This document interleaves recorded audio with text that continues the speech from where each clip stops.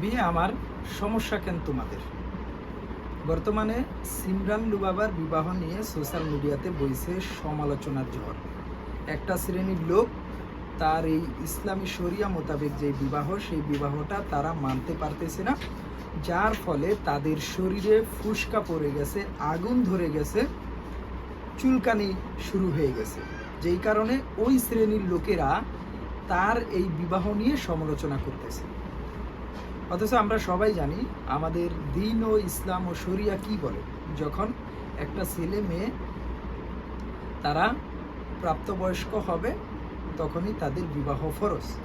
অথচ আমাদের দেশের এই এক শ্রেণীর লোকেরা যারা হচ্ছে দ্বীন মানে না, ইসলাম মানে না, আল্লাহর শরিয়া মানে না, আরেকটা শ্রেণীর লোক যারা পতিতা, বেশ্যা, নিজের দেহ বিক্রি করে খায়, বিবাহর আগেই জিনা, ব্যভিচার, অন্যায়ের সাথে লিপ্ত, সেই শ্রেণীর মহিলারা এবং মেয়েরা এই বিবাহ নিয়ে তারা সমালোচনা করতেছে। অথচ সিমরান লুবাবা, যার বয়স 16 বছর, তিনি একজন প্রাপ্তবয়স্ক। যদিও আমাদের বাংলাদেশের আইন অনুযায়ী সেটা বিবাহের জন্য হতে হয় 18, কিন্তু ইসলাম ও শরিয়া অনুযায়ী তিনি বিবাহের জন্য প্রাপ্তবয়স্ক। সে যেহেতু দ্বীনের পথে আছে, পরিপূর্ণ দ্বীনের পথে, এবং সে যেহেতু ইসলাম ও শরিয়া ফলো করে, তাই আমরা মনে করি তার এই বিবাহটা 100% রাইট।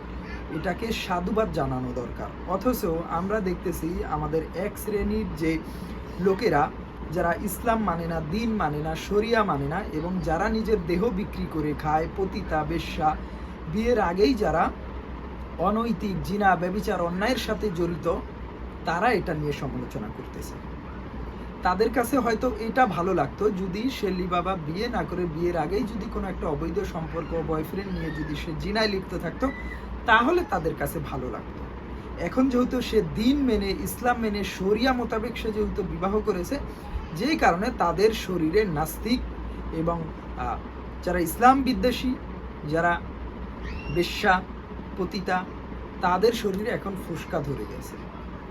অ্যাজ এ মুসলিম হিসাবে আমরা মনে করি তার এই কাজটা সম্পূর্ণ ঠিক হয়েছে। তাকে এবং তার পরিবারকে এটার জন্য সাধুবাদ দেওয়া উচিত। অথচ ওই শ্রেণীর লোকেরা তার এবং তার পরিবারের শাস্তির দাবি জানাচ্ছে। কেন? তোমাদের মতো কি তারা দেহ বিক্রি করে খাচ্ছে, পতিতা বিক্রি করতেছে, বিবাহের আগে জিনায় লিপ্ত হয়েছে? যারা ধর্ষণ করে, যে মেয়েটাকে ধর্ষণ করে হত্যা করা হয়, জিনা, ব্যভিচার, অন্যায়, সেগুলোর সময় তোমাদের কোনো প্রতিবাদ নেই, তোমাদের কোনো ঝড় নেই। অথচ একজন যে দ্বীন মেনে, শরিয়া মেনে বিবাহ করেছে, সেটা নিয়ে তোমাদের শরীরে জ্বালা উঠে গেছে, ফুসকা উঠে গেছে, কারণ তোমরাও ওই প্রকৃতির লোক। আপনি যদি একজন সাচ্চা মুসলমান হয়ে থাকেন, দ্বীন মোতাবেক দ্বীন মেনে থাকেন, শরিয়া মেনে থাকেন, তাহলে অবশ্যই এই ভিডিওতে কমেন্ট করে জানাবেন যে সিমরান লুবাবা যে সিদ্ধান্ত নিয়েছে তিনি এবং তার পরিবার সেটা ঠিক করেছে কিনা। আমি মনে করি 100% রাইট।